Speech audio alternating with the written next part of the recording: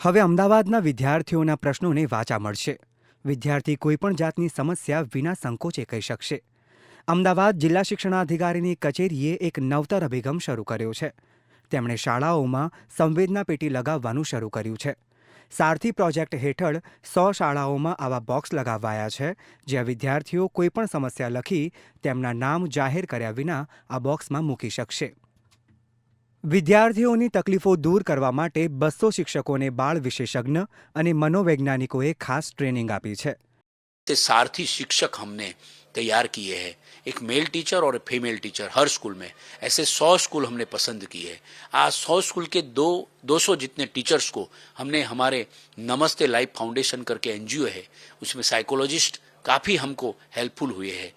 Pre board exam પછી શરૂ કરાયેલી આ પહેલનો હેતુ માત્ર એ જ છે કે વિદ્યાર્થી પોતાની ઓળખ બતાવ્યા વિના કોઈપણ સમસ્યાને શેર કરી શકે.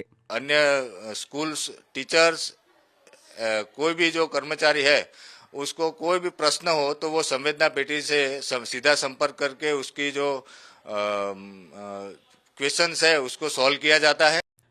નજીકના સમયમાં જ આ પહેલને બાકીની સ્કૂલોમાં પણ લાગુ કરી દેવાશે. આ અનોખી પહેલથી વિદ્યાર્થીઓના પેરેન્ટ્સ પણ અત્યંત ખુશ છે.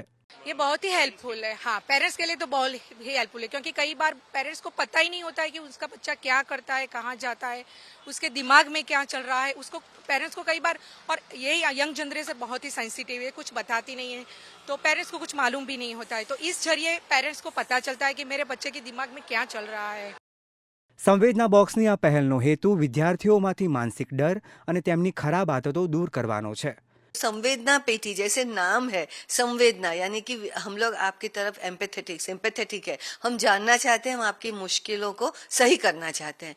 तो वो बच्चे जाके वहाँ पे छोटी सी कंप्लेंट डालते हैं और सारथी टीचर्स उन्हें सपोर्ट करते हैं. શિક્ષણ વિભાગની મદદથી એસ્ટ્રલ ગ્રુપ આ યોજના ચલાવી રહ્યું છે. વિદ્યાર્થીઓને ભણવા માટે એક આદર્શ વાતાવરણ મળી રહે તે માટેનો આ એક પ્રયાસ છે.